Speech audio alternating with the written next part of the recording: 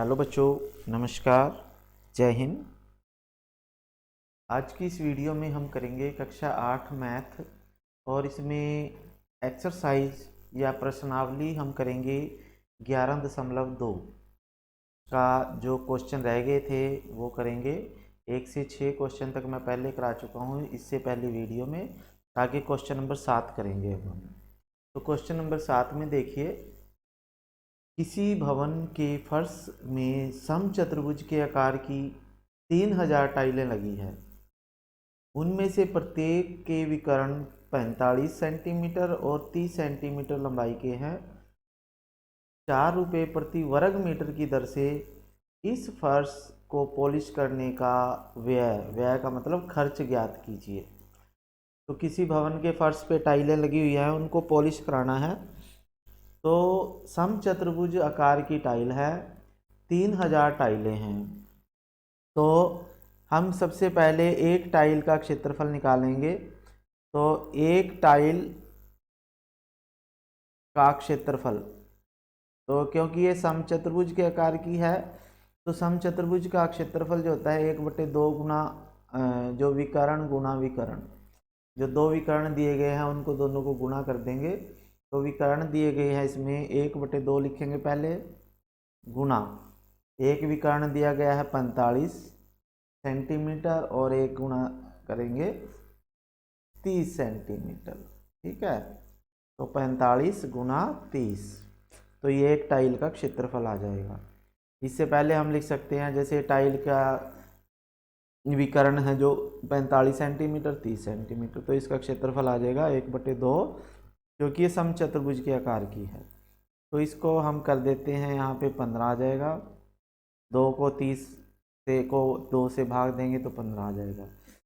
15 को इससे गुणा करेंगे, 15 पंजे 75 का 5, 15 चौके 60 और 17 आ जाएगा 67, 675 सेंटीमीटर स्क्वायर आ जाएगा एक टाइल का क्षेत्रफल। अब हमारे पास हैं 3000 टाइलें। तो 3000 टाइलों का क्षेत्रफल कितना आएगा, 3000 से गुणा कर देंगे तो फर्श का क्षेत्रफल आ जाएगा आपके पास। तो ये आ जाएगा फर्श का क्षेत्रफल। तो फर्श का क्षेत्रफल कितना आ जाएगा, एक टाइल का क्षेत्रफल गुणा टाइलों की संख्या, यानी 3000 गुणा टाइल का क्षेत्रफल है 675। तो कुल क्षेत्रफल आपके पास आ जाएगा। अब ये कह रहा है कि एक टाइल को जो हम पॉलिश कराते हैं तो 4 रुपये प्रति वर्ग की दर से उसका खर्च आता है। तो इसमें देखिए जब हम इन दोनों को गुणा करते हैं तो आपके पास 20, 25 और 000 ये आ जाता है और सेंटीमीटर स्क्वायर आता है। तो हम क्या करते हैं, इसको मीटर स्क्वायर में बदल लेते हैं। तो मीटर स्क्वायर में बदलने के लिए इसको 100 गुना 100 यानी 10,000 से भाग देना पड़ेगा, क्योंकि मीटर स्क्वायर है। अगर अकेला मीटर होता तो 100 से भाग देते, लेकिन मीटर स्क्वायर है तो 100 गुना 100 से हम इसको भाग देंगे। तो ये 3 जीरो तो कैंसिल हो जाएंगी और 1 दशमलव यहाँ लग जाएगा। तो ये आ जाएगा आपके पास 202.5 मीटर स्क्वायर क्षेत्रफल आ जाएगा। अब ये कह रहा है कि 4 रुपये प्रति वर्ग मीटर की दर से अब 1 वर्ग मीटर पर पॉलिश करने का खर्च आता है 4 रुपये, और इतने वर्ग मीटर पर खर्च कितना आएगा, तो कुल खर्च बराबर आ जाएगा कुल खर्च। तो कुल खर्च आएगा आपके पास, 4 को गुना करना पड़ेगा 202.5 को। तो जब हम 4 को इससे गुना करेंगे, तो जब हम इसको 4 से गुना करेंगे तो ये आ जाएगा 4 गुना ये करके 810 रुपये आ जाएगा कुल खर्च। तो ये आपका आंसर आएगा क्वेश्चन नंबर 7 का आंसर। ठीक है, तो ये 810 रुपये कुल खर्च आएगा टाइलों का। आगे चलते हैं क्वेश्चन नंबर 8 पे। तो क्वेश्चन नंबर 8 पे देखिए क्या है। तो क्वेश्चन नंबर 8 पढ़िए। इसमें क्या कहा कि एक मोहन एक समलंब के आकार का खेत खरीदना चाहता है। इस खेत की नदी के साथ वाली भुजा सड़क के साथ वाली भुजा के समांतर है और लंबाई में दुगनी है। ठीक है, तो एक तरफ यहाँ पे इसमें देखिए, यहाँ पे तो सड़क है और इधर नदी है। तो ये जो समांतर दो भुजाएं हैं, तो यदि ये x मीटर है, हमें नहीं पता कितनी है, और तो ये दुगनी है, इससे दुगनी है, यानी अगर ये x है तो ये 2x हो जाएगी। ठीक है, 2 गुणा x। अगर ये 10 है तो ये 2 गुणा 10 यानी 20 हो जाएगी। अगर ये x है तो 2 गुणा x, हम इसको मान लेते हैं। और इसका क्षेत्रफल दिया गया है हमारे पास 10,500। तो ये कह रहा है कि उनके बीच की लंबवत दूरी दी गई है 10 मीटर, जैसे चित्र दिख रहा है आपको।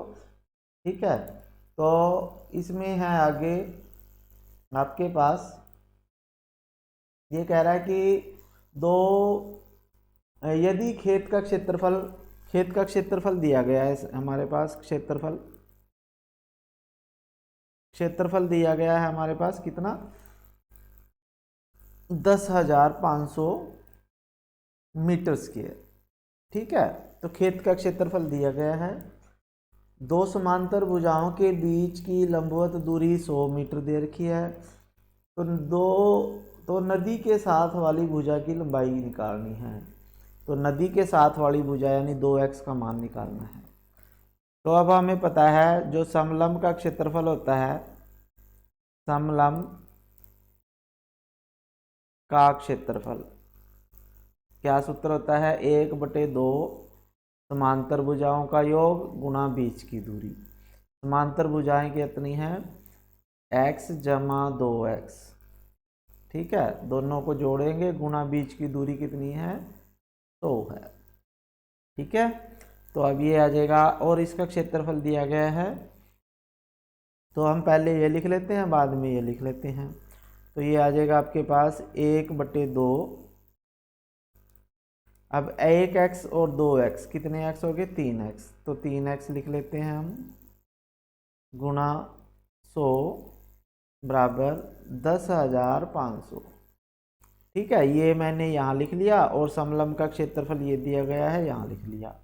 ठीक, तो अब हम क्या कर सकते हैं, इसको काट दो चाहे, यहाँ से आ जाएगा 50। तो ये 3x गुणा 50 बराबर 10,500। अब ये जो है 50 यहाँ पे गुणा में है, बराबर से उधर जाके भाग हो जाएगा। तो ये आ जाएगा 3x बराबर 10,500 भाग 50। एक जीरो के साथ एक जीरो काट देते हैं, और 5 को इससे काटेंगे तो ये आ जाएगा 5 दूनी 10। ठीक है, 5 एकम 5 और एक जीरो यानी 210 पे आ जाएगा 3x बराबर 210।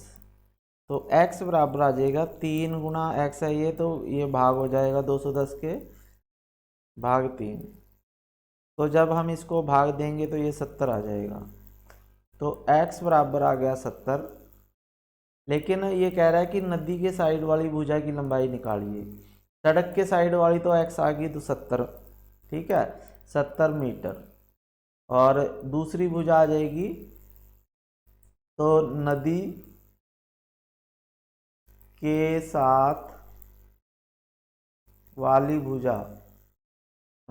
भुजा कितनी आ जाएगी, इसको 2 को x से गुना करेंगे, यानी 2 को 70 से गुना करेंगे, 2 गुना 70, तो ये आ जाएगा आपके पास 140 मीटर। तो ये आपकी भुजा आ गई। तो इस तरह से आपने क्वेश्चन करना था ये।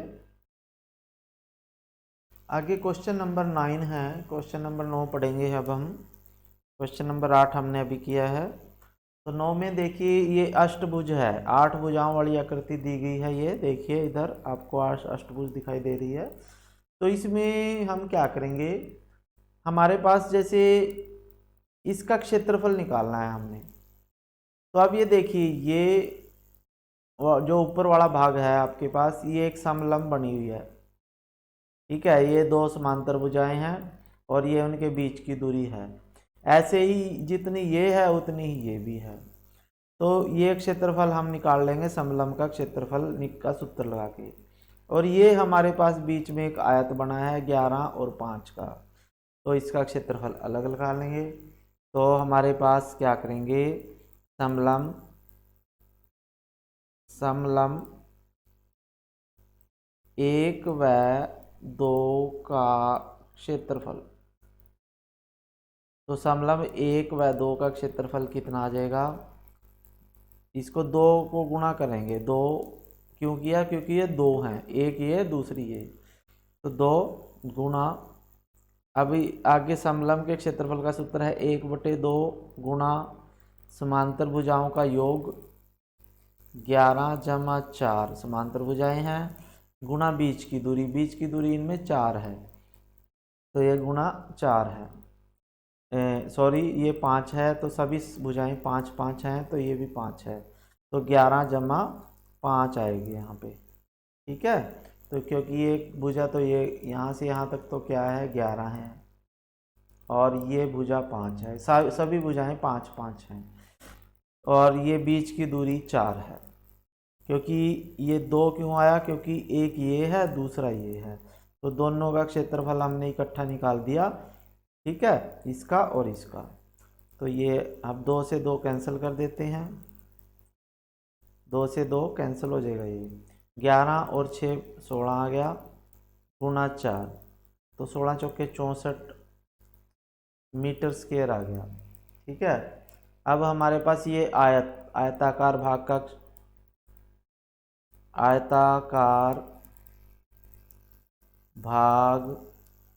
का क्षेत्रफल, तो आयताकार भाग का क्षेत्रफल आ जाएगा लंबाई गुणा चौड़ाई 11 गुणा 5 बराबर 55 मीटर स्क्वायर।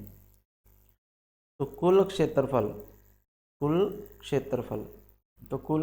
कितना आ जाएगा, इसका भाग का, इसका और इसका, तीनों का इकट्ठा कर लेंगे, तो 2 का तो ये है, 1 का ये है, तो ये आ जाएगा 64 जमा 55 बराबर, यहाँ 9 आ जाएगा, और 5 और 6 11 होते हैं मीटर स्क्वायर, तो 119 मीटर स्क्वायर आपका आंसर आ गया, कुल क्षेत्रफल आ गया अष्टभुज का। अब नेक्स्ट क्वेश्चन पे चलते हैं। अब हम क्वेश्चन नंबर 10 पढ़ लीजिए। तो क्वेश्चन नंबर 10 में क्या है, एक पंचभुज आकार का बगीचा है, आकृति में दर्शाया गया है, नीचे आकृति अभी दिखाऊंगा मैं। इसका क्षेत्रफल ज्ञात करने के लिए ज्योति और कविता ने इसे 2 विभिन्न भागों में विभाजित कर दिया। तो दोनों तरीकों का उपयोग करते हुए इस बगीचे का क्षेत्रफल ज्ञात कीजिए। क्या आप इस का क्षेत्रफल ज्ञात करने के लिए कोई और विधि बता सकते हैं? तो ये देखिए आप, ये बगीचे हैं नीचे दिए गए, ठीक है। तो इसमें ज्योति का आरेख और कविता का आरेख, दोनों ने क्षेत्रफल निकाले हैं अपने अपनी विधि से। तो ये 10वां क्वेश्चन है आपके पास। तो अभी दोनों तरीकों से हमने निकालना है इसका क्षेत्रफल। तो ज्योति ने जो तरीका लगाया है उसने देखिए ऐसे किया है, जो पंचभुज है ना उसको बीच में से उसने 2 भागों में ऐसे बांट दिया, ऐसे, ठीक है। तो अब ये एक समलंब तो ये बन गई है, 2 समांतर भुजाएं ये हैं, और एक समलंब ये बन गई है। एक तो समलंब बन गई है ये, और दूसरी ये। तो जितना एक का क्षेत्रफल होगा उतना ही दूसरी का होगा। तो ज्योति द्वारा जो क्षेत्रफल निकाला जाएगा तो वो निकाला जाएगा कुल क्षेत्रफल बराबर, अब इसमें ये भुजा जो है 15 मीटर है, ठीक है। तो 15 का मतलब यहाँ पे 7.5 आ जाएगी, ये कितनी आ जाएगी 7.5, और 7.5 ये आ जाएगी 7.5 यहाँ से यहाँ तक। और ये बीच की भुजा है आपके पास, ये टोटल जो है यहाँ से यहाँ तक ये कितनी दी गई है 30, यहाँ से यहाँ तक, ठीक है। और ये छोटी भुजा दी गई है यहाँ से यहाँ तक 15, तो इसका क्षेत्रफल आ जाएगा 2 गुणा 1 समलंब का क्षेत्रफल। एक आया जैसे 1/2 गुणा समांतर भुजाओं का योग। समांतर भुजाएं क्या है, एक तो ये बड़ी है 30 वाली और ये दूसरी 15 वाली है, तो 30 जमा 15 गुणा बीच की दूरी आ जाएगी ये 7.5, तो ये आ जाएगी आपके पास 15 जमा 30 समांतर भुजाओं का योग गुणा बीच की दूरी 7.5। तो अब ये 2 से 2 कैंसिल कर दो, तो ये आ जाएगा 15 और 30 कितने होते हैं 45 गुणा 7.5। तो अब हम इनको गुणा करेंगे तो ये क्षेत्रफल आ जाएगा। तो इसमें देखिए, तो कुल क्षेत्रफल आ जाएगा जो हमने, तो कुल क्षेत्रफल आ जाएगा इसमें 45 को 7.5 से गुना करेंगे तो 337.5 मीटर स्क्वायर। तो ये आपके पास आ जाएगा पहले तरीके से जो ज्योति का आरेख वाला है फार्मूला, तो ये आ गया, ठीक है। अब ऐसे ही दूसरा कविता के आरेख का चित्र जो है, इसमें देखिए क्या होगा। तो ज्योति कविता का आरेख है जो इस तरह से है, उसने बनाया। तो इसमें क्या करेंगे, पहले हम इस वर्ग का क्षेत्रफल निकाल लेंगे जिसका प्रत्येक भुजा 15 है, और एक ये त्रिभुज का क्षेत्रफल निकाल लेंगे जिसमें आधार 15 है, लंब भी 15 है, ठीक है। तो कुल क्षेत्रफल आ जाएगा आपके पास, कुल क्षेत्रफल, तो ये कविता का आरेख है, ये कविता वाला है ये, ठीक है। तो कुल क्षेत्रफल आ जाएगा आपके पास, पहले इस समकोण त्रिभुज का निकाल लेंगे, त्रिभुज का क्षेत्रफल जमा वर्ग का क्षेत्रफल, तो दोनों का क्षेत्रफल हम जोड़ लेंगे। तो त्रिभुज का क्षेत्रफल आ जाएगा 1/2 गुणा आधार गुणा लंब, यानी इसमें दोनों आधार भी 15 है, लंब भी 15 है, क्योंकि यहाँ से लेकर यहाँ तक पूरा 30 दिया गया था चित्र में, और 15 यहाँ तक आ गया। ये भुजा जो है 15 तक दी गई है, तो 15 ही नीचे है, 15 ही ऊपर है, तो ये भी 15 रह गया, ठीक है। तो ये आ गया जमा वर्ग का क्षेत्रफल, भुजा गुणा भुजा होता है 15 गुणा 15,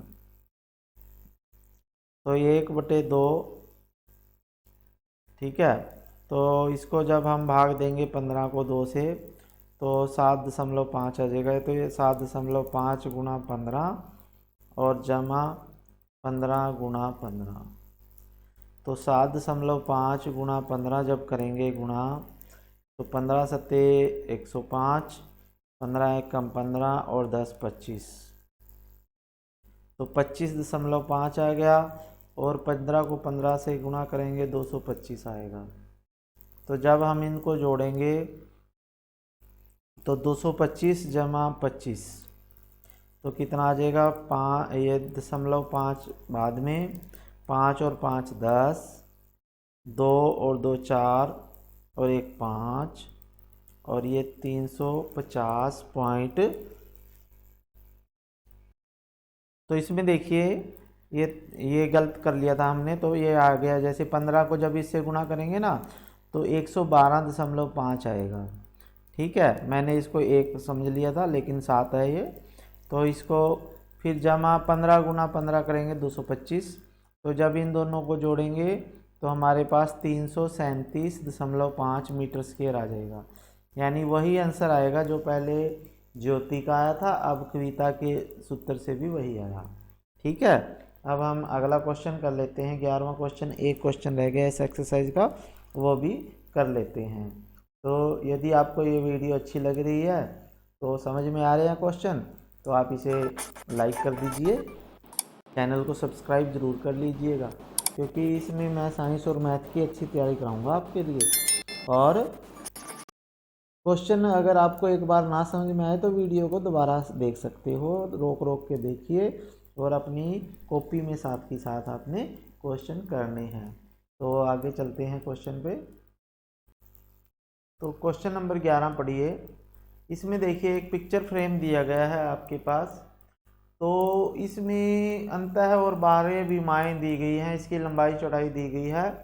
यदि फ्रेम के प्रत्येक खंड की चौड़ाई एक समान है तो प्रत्येक खंड का क्षेत्रफल निकालना है। तो जो पिक्चर फ्रेम है इसमें देखिए 4 खंड बने गए हैं, 1 2 3 और 4।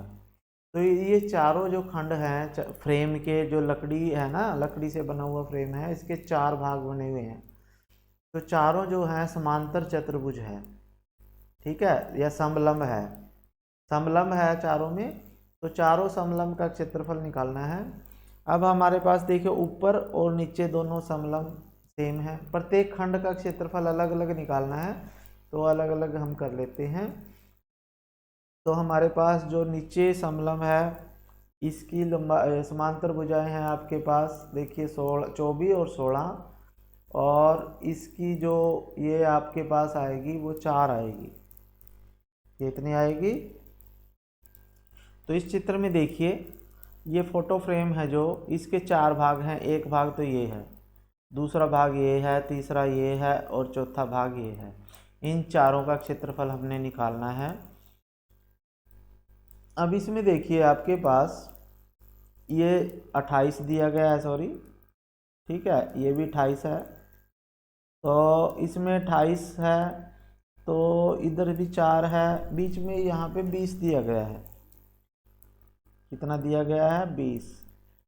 और ये भी 20 है, तो ये 4 है, ये 4 है, 4 4 8 और 20 ये है, तो 28 हो गया। और यहाँ पे टोटल 24 है, तो 4 ये है, 16 ये है बीच में और 4 ये है, 24 हो जाता है। तो ये 4 समांतर चतुर्भुज हैं, ये समलंब है।